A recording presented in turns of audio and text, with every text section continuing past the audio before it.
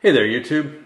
I thought I'd jump on here. It's been a while and show you guys some work that I've been doing in the shop. I have been getting into some wood turning.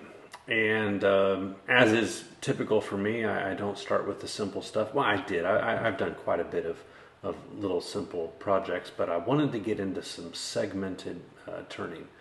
And so mostly that involves creating these rings. And so I've got a whole bunch of segments that are cut at 15 degrees, which will give me a 12 segment ring. So here I am setting this up. You'll see that I've been very careful to mark the outside and the edge of these segments so that when I assemble them, I get the same face up and then I alternate in and out. So this is all per all the advice that I've received through countless YouTube videos on this, and it's going well. This is actually maybe the 6th or 7th ring that I've put together. So yeah, I've got this little jig here that allows me to have that rubber band or the rubber bands held outside the ring for me while I apply glue at my leisure. You will notice that while I was very careful to set up these rings with the markings that I so carefully put in place for myself, yeah, there you go.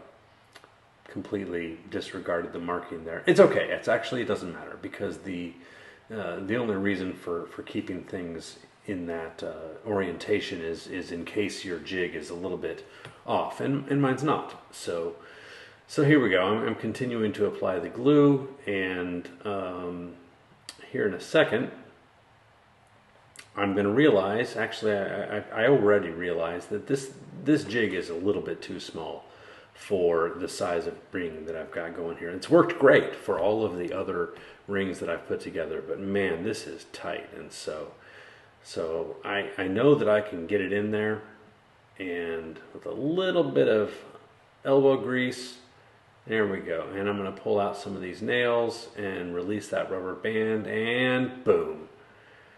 So now I'm in panic mode. I've got this glue that's setting up, and oh, and by the way, I forgot to put some wax paper down on my wonderful little jig here, so I'm going to run over and grab some paper towels and try and wipe off some of that glue and put down the wax paper that I should have put down in the first place.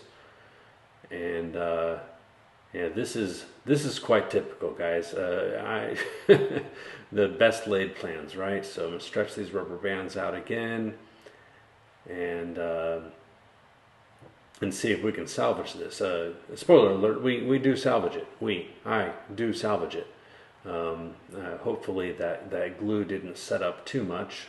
I think the joints will still be plenty strong. Not to mention, this ring is going to be face glued to the ring beneath it and above it. So if I do have a slightly weaker glue joint, it's not going to matter so much. I mean, these are end grain glue joints to begin with, so it's not like they're really doing a whole lot of work. But yeah, pull those nails out, get those rubber bands on the outside, and do a little bit of a lining, and there we go. It did work out in the end, but yeah, good times. Thanks all. I'll talk to you later.